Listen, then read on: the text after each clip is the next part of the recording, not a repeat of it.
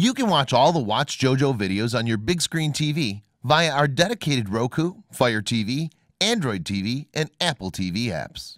Meet John and Mary. These aren't their real names though. The reasons for this subterfuge will be explained later. They're a 40-something married couple who hail from California, and with a home out in the country, the pair have enough space to take their dog for walks. Some years ago then, while walking their dog, the couple noticed an aged, rust-damaged tin can dangling from a tree, which had actually grown around it. The tree sat on a small hill they call Saddle Ridge, and when interviewed by Kagan's, a specialist coin company, John recalled, "At the time we thought the can might be a place for someone to put flowers in for a gravesite. But although its precise location is a well-kept secret, we know that John and Mary's property is somewhere in the western foothills of the Sierra Nevada, an area otherwise known as the Gold Country. In 1848, moreover, mobs of prospectors flooded the area in what became the legendary California Gold Rush. So perhaps the can the pair saw had been left by a bewhiskered fortune hunter panning for gold." The 1848 gold rush, which lasted until around 1855, started when one James W. Marshall happened upon the precious metal at Sutter's Mill in Coloma, California. Subsequently, around 300,000 souls from around the world arrived in California, eager to strike gold and build their fortunes. Indeed, something like 40,000 people arrived in San Francisco in 1849 alone, many of whom were likely making their way to the gold country. However, one man who didn't benefit from all this newfound wealth was mill owner John Sutton. In fact, his crops and farm animals were stolen, and his land squatted during the mad scramble for the yellow metal. And Marshall fared little better, dying poverty-stricken in a simple wooden shack in 1885. Fast forward to February 2013, however, and John and Mary were again out for a walk on their land. When passing Saddle Ridge, though, John noticed something in the ground, and upon closer inspection, he saw that it was a buried tin can, partly revealed by natural erosion.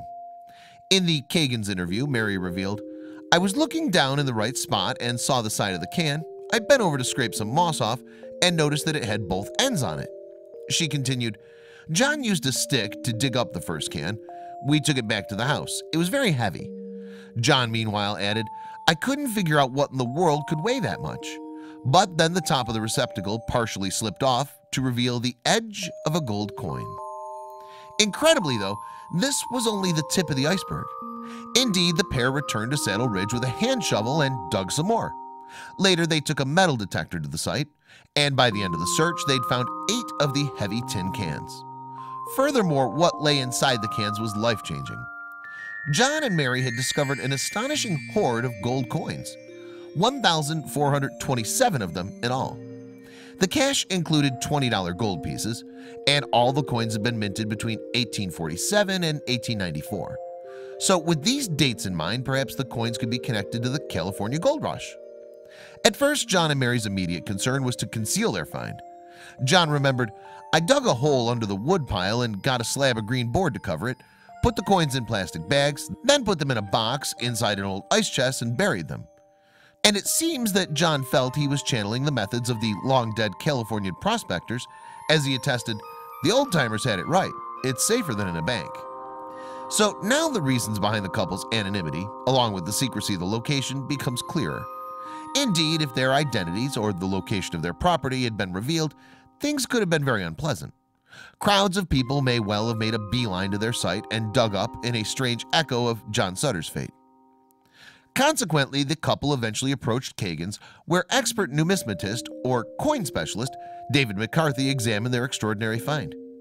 The face value of the coins was $27,980, with their estimated modern-day value weighing in at a cool $10 million. That amazingly makes it the most valuable find of its kind ever in the US.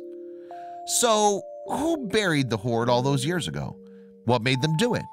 A sum in excess of $27,000 was a huge amount of money in the 19th century.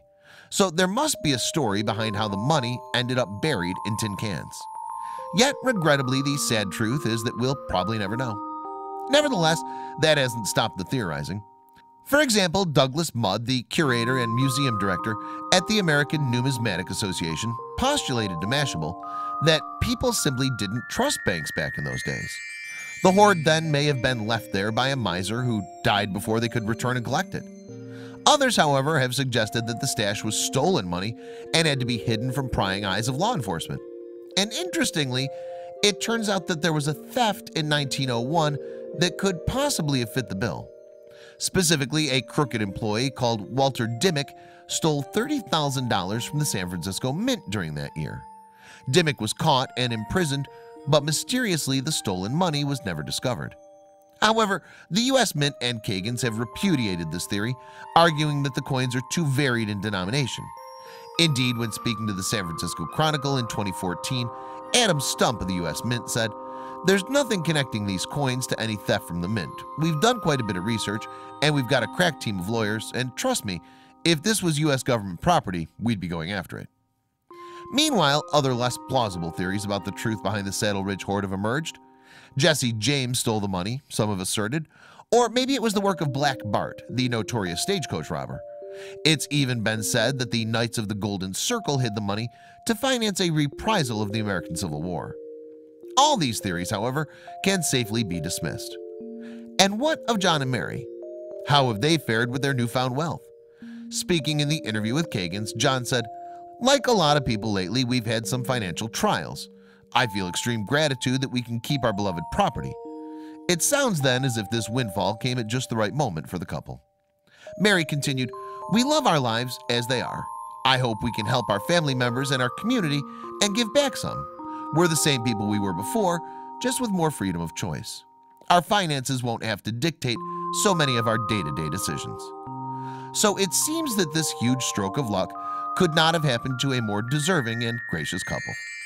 But what remains is the mystery of who buried the money in the first place, and why did they never come back for it? Like those Californian prospectors, the truth may be lost forever. Please don't forget to share this story with your friends below.